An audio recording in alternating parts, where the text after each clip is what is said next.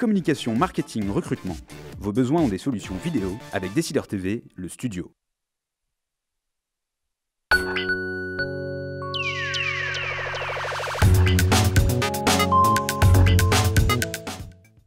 Bonjour et bienvenue à Décideur Politique, l'émission du JDD.fr et de Décideur TV. Nous recevons aujourd'hui Chantal Joanneau, bonjour. Bonjour. Vous êtes sénatrice de Paris, vice-présidente déléguée de l'UDI et ancienne ministre. Vous nous direz ce que vous pensez du climat et des affaires qui se succèdent depuis maintenant presque 2 semaines. On parlera aussi bien sûr des municipales à Paris, vous faites un tour de France en plus, et puis bien sûr des européennes puisque, c'est l'une des surprises, vous êtes 3e sur la liste UDI Modem en Ile-de-France. Bonjour Caroline. Bonjour. Comme chaque semaine, nous verrons ce qu'on dit de notre invité sur les réseaux sociaux et sur Internet. Mais commençons d'abord par ce drôle de climat à une semaine du premier tour des municipales. Avez-vous trouvé les explications de l'exécutif convaincantes sur leur degré de connaissance des écoutes de Nicolas Sarkozy? Pas du tout. Non, mais vraiment pas du tout, effectivement. D'ailleurs, ça se voit puisqu'ils se contredisent argument après argument. On va distinguer le fond et la forme. Sur le fond, personne n'a les moyens de dire ce qui est vrai et ce qui est faux sur l'ensemble de ces affaires. Et il faut bien s'en garder, ce n'est pas le rôle du politique. Sur la forme, quoi qu'on en dise, on est quand même très étonné, par ce calendrier, et il faut le rappeler. Enfin, c'est un calendrier à quelques jours des municipales où on a une série de communications et de révélations via la presse.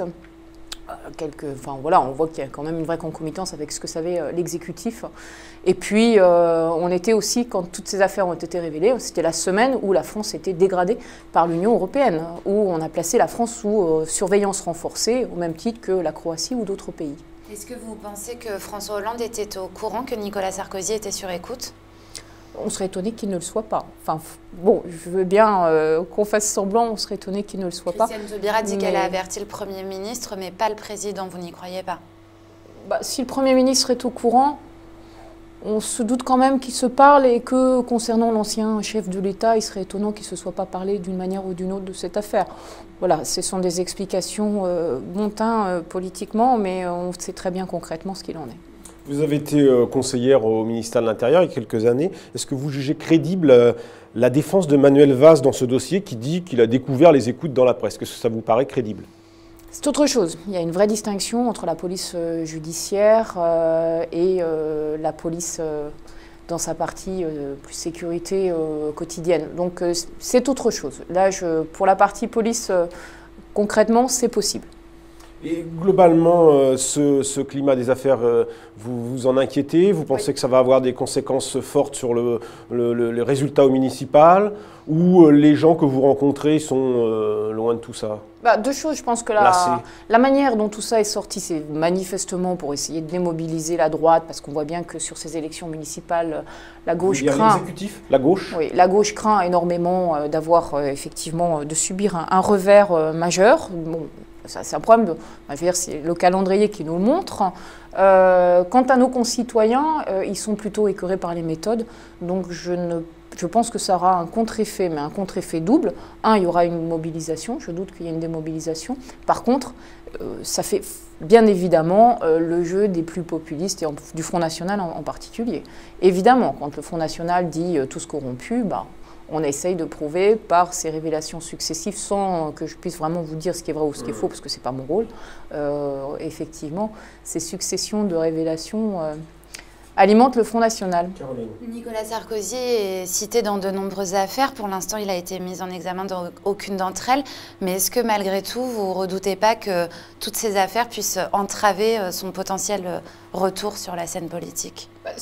Dans toutes ces affaires, ce qu'on voit, c'est que c'est vraiment à chaque fois un peu la République qu'on piétine un petit peu plus dans les prises de position excessives des uns et des autres. Comme je vous le disais au départ, le problème, c'est quelle est la véracité? Personne ne peut le dire. Vous avez la gauche qui dit, mon Dieu, ce sont des scandales d'État. Sauf que non, mais je vais commencer par là. Sauf que la gauche, aujourd'hui, ne peut pas dire ce qui est vrai ou ce qui est faux, comme la droite non plus, d'ailleurs. Donc, il y a de nombre d'affaires sur lesquelles ça a fait pchit. Vous vous souvenez de l'affaire Tron? Finalement, on s'est rendu compte que tout cela était faux. Donc, ça, c'est un premier point. Deuxième point, bien évidemment que ça risque de lui porter préjudice. Bien évidemment. Et en même temps, si on se rend compte que tout ça n'est qu'une manipulation d'exécutif, j'espère qu'on s'en souviendra. Et on cherche à l'éliminer, à votre avis? Le gouvernement, Ah la bah, gauche cherche à l'éliminer? Il y a de nombreux candidats pour essayer de l'éliminer, ça c'est sûr. Venons-en au municipal. À une semaine du premier tour, la campagne de Paris semble presque pliée, si on s'en tient au seul sondage. Pensez-vous que Nathalie Kosciusko-Morizet, c'est vrai qu'il a participé à un sondage, à un meeting de NKM à Paris. Est-ce que NKM peut encore gagner dans la capitale, la bataille de Paris?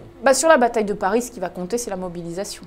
Voilà, je pense que Nathalie a quand même une campagne de qualité. D'ailleurs, elle ne dévisse pas, contrairement à ce que tout le monde avait pronostiqué, qu'elle dévisserait rapidement. Elle ne dévisse absolument pas.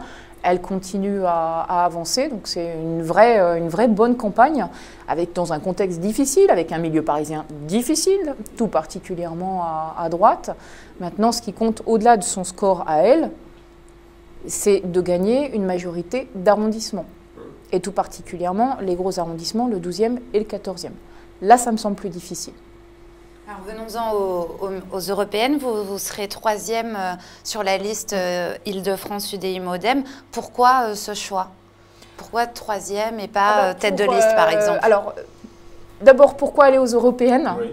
Parce que c'est quand même l'ADN de l'UDI et de l'alternative en général, d'ailleurs, c'est les européennes. C'est de dire la France, elle sera plus forte demain si on est profondément pro-européen et qu'on utilise l'Europe et qu'on développe l'Europe. Deuxièmement, c'est parce que j'en ai vraiment marre d'entendre des populistes, Front National, Front de gauche, taper sur l'Europe alors même que c'est la solution à notre avenir. Et puis de l'autre côté, on a un PS et une UMP qui, eux, veulent de l'Europe, mais alors un peu du bout des lèvres, parce qu'il y a certains qui n'en veulent pas du tout et d'autres qui en veulent. Nous, chez nous, c'est très simple, tout le monde en veut de l'Europe. On est les Européens, on est à peu près la seule liste d'ailleurs aujourd'hui, profondément fédéraliste.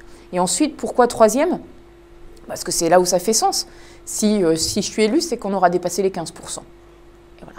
Et si on a dépassé les 15%, ça veut dire qu'on aura réussi effectivement notre pari. Vous pensez donc, sur le papier pour l'instant, c'est vrai que vous ne semblez pas forcément avoir beaucoup de chances d'être élu, mais vous pensez que les listes de l'alternative, les Européens, je ne sais pas comment vous l'appelez, peuvent faire 15%? Il y a 9 mois, on était Ils peuvent talonner le PS. Il y a 9 mois, on était à 8%. Hein, voilà. Ouais. Il y a 3 mois, on était à 12%. Donc oui, c'est très. Vous pensez pouvoir faire jeu égal éventuellement avec le PS qui, lui, est crédité de 16-17%? Vraiment, parce qu'on est les seuls à avoir une offre politique claire. Voilà. Et je pense que dans ce pays, il y a largement plus que 15% de personnes qui sont pro-européens. On est les seuls à être pro-européens. La surprise aux européennes, ça peut être le centre. Ce sera la surprise aux européennes. Ça peut être les centristes. Cela fait maintenant 2 mois, un peu plus je crois, que Jean-Louis Borloo est en retrait de la scène politique, contraint par des raisons médicales. Est-ce que son absence ne risque pas de compliquer justement cette campagne européenne? On aurait préféré qu'il soit là, évidemment. On aurait bien préféré qu'il soit là. Ceci dit, on a avancé, on a construit les listes, on a abouti à un accord sur des listes. C'était long, effectivement, mais en même temps, on est le seul parti aujourd'hui qui additionne plutôt que de se diviser. Donc on est à peu près les seuls qui construisons aujourd'hui. Et puis d'un autre côté, on a quasiment finalisé notre projet. Et ça va être un projet très solide, très ambitieux. Donc on avance. Mais Jean-Louis, il sera là pour les élections européennes. Est-ce que vous pouvez nous donner quelques nouvelles sur sa santé? Est-ce qu'il va mieux? C'est long. Est-ce qu'il se remet? C'est long, il se remet lentement parce que c'est grave. Je le répète encore une fois, quand on a une pneumonie, il faut la traiter tout de suite. D'accord.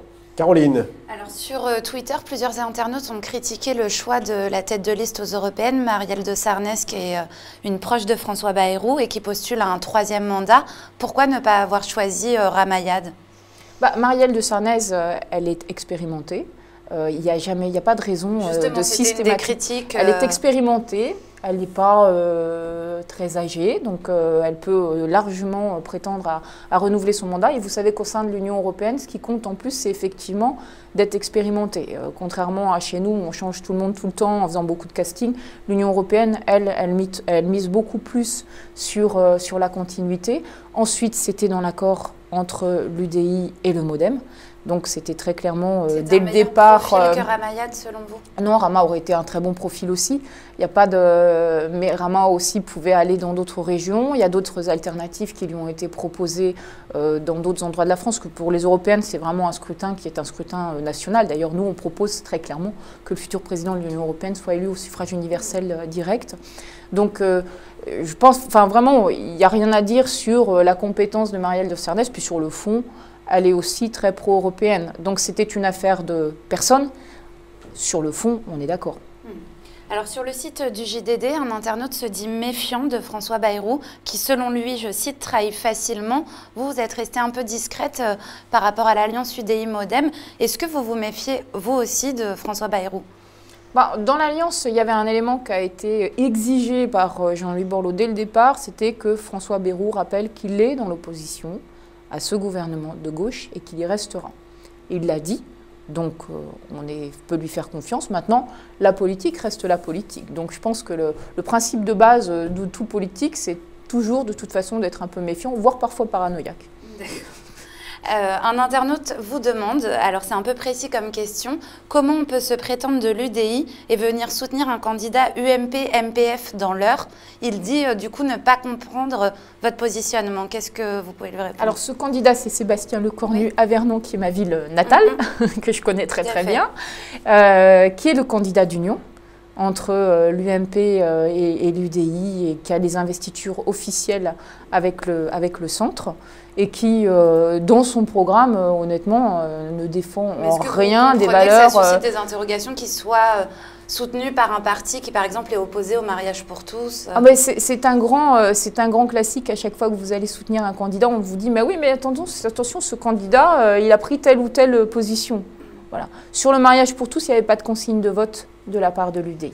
Et d'ailleurs, au sein de nos parlementaires, il y a eu plutôt une majorité qui a voté contre le mariage pour tous. Moi, j'ai voté en faveur du mariage pour tous. Donc, ça ne doit pas être chez nous un point de clivage, parce que Jean-Louis Borloo a considéré que c'était vraiment quelque chose qui relevait de la conviction personnelle. Vous parliez de votre ville natale, Vernon, dans l'Eure. Est-ce que vous avez un regret, puisque vous êtes sénatrice de Paris, vous aviez, à un moment, on avait parlé d'une possible candidature de votre part à la mairie de Paris. Est-ce que vous avez un regret aujourd'hui par rapport à cette bataille de Paris, de ne pas avoir finalement poussé l'un de vos objectifs au bout des choses? J'aurais bien aimé pouvoir mener cette bataille avec Nathalie, parce que j'ai toujours dit que Nathalie Kosciusko-Morizet elle est UDI compatible. Maintenant, ma candidature, elle divisait la droite. Bon, j'ai toujours gêné l'UMP à Paris, ça c'est une évidence, par mes prises de position sur l'écologie, le mariage pour tous ou d'autres sujets. Donc ma candidature l'aurait plus desservie qu'elle ne l'aurait servi. Et puis en plus, voilà, je suis déjà conseillère régionale, donc c'était pas la peine de courir tous les lièvres non plus. D'accord, donc là le prochain lièvre ce sont les européennes. Est-ce que ça ne fragilise pas votre position de sénatrice de Paris de vous présenter au Parlement européen? Tout le monde comprend qu'aujourd'hui, surtout sur les sujets que je défends, à savoir l'écologie, l'essentiel de la législation est une législation européenne, premier point. Deuxièmement, quand on est à l'UDI, si on n'a pas envie de se relever les manches et de faire un vrai combat pour l'Europe, il faut changer de parti. Il faut vraiment, enfin, aujourd'hui, pour nous, UDI, l'Europe, c'est vraiment l'élément clé et de notre programme et de notre crédibilité.